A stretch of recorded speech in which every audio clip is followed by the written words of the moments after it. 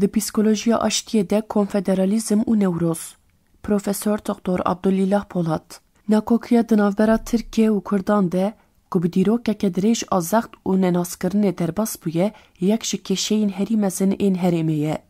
Tevî pêvçûnên 10 salan rêyên potansiyel ên aştiyê hene ku ji netewe dewleta kevneşopê wê de tirin. Yek ji van rêyan jî konfederalizm e. Nêzîkatiya konfederalizmê.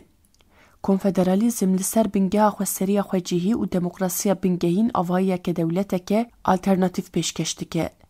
Ev îdeolojiya demokrasiya radikal ku ji aliyê komeleyên herêmî xweser, demokratîk ve tê binavkirin, cihêrengiya çandî pêş dixe û dikare bibe modelek ji bo jiyana hevbeş a aştiyan e.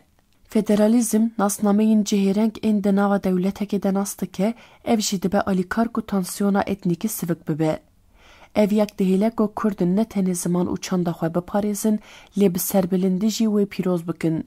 Konfederalizm dihêle ku Kurd xweseriya xwe ya çandî û herêmî diyar bikin.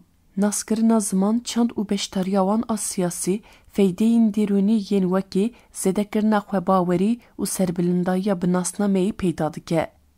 Xweseriya xwecihî, hesta civakê û aidiyetê xurt dike. Ev ewlekariya psikolojik dihêle ku Kurd çavkaniyên xwe bi awayeke serbixwe bi rêve bibin û bi awayeke aktiv beşdarî biryarên ku bandorê li jiyana wan a rojane dikin bikin. Psikolojiya aştiyê.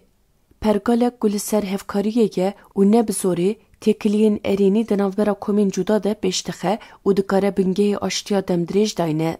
Ev dikare bibe sedema kêmbûna bêbaweriyê û mezinbûna baweriyê di navbera komên nüfusî de. Cejna Newrozê ku cejna bihar û sersalê ye kevneşopî ye, ji bo nasnameya Kurdî û bîra kolektiv xwedî wateyeke sembolîk a mezin e.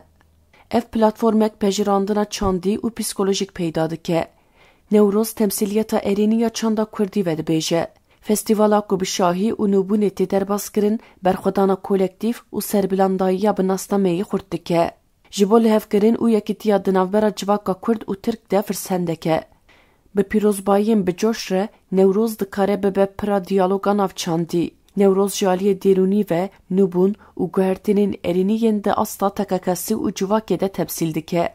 Ev destpêka nû sembolîze dike û dikare ji bo pêvajoyên aştiyê piştgiriya dêrûnî bide. Çima aştî ji bo Kurdan girîng e? Aştî ji bo Kurdan girîngiyeke jiyanî ye.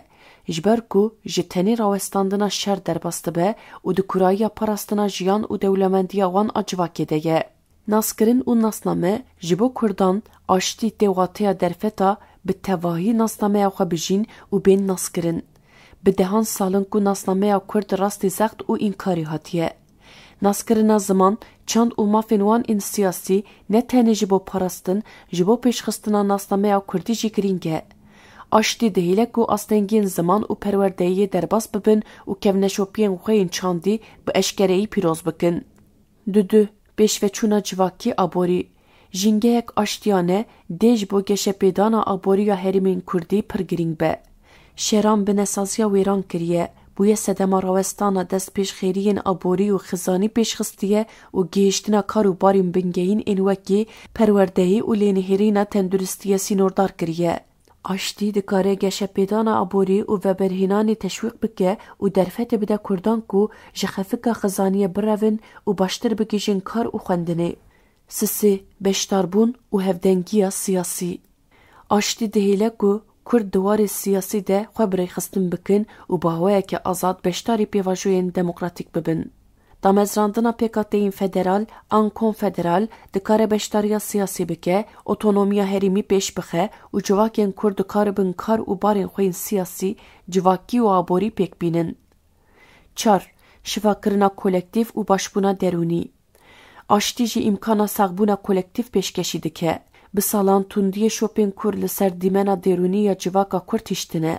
Aştî rê dideme ku em travmayê pêvajo bikin, bêbaweriya di navbera kesan de ji nû ve ava bikin û ferqa di navbera Kurd û civakên din de teng bikin. Hevjiyana aştiyane, rahetiya dêrûnî û hevgirtina civakî pêş dixe. 5. Pêşerojên ji bo ciwanan. Bi taybetî jî ji bo ciwanên Kurd aştî wê bibe deriyeke pêşerojeke baştir. Ciwan dikarin di hawirdorek aştiyane de mezin bibin ku ji wan re perspektîfên perwerdeyiyê û derfetên kariyerê peyda dike.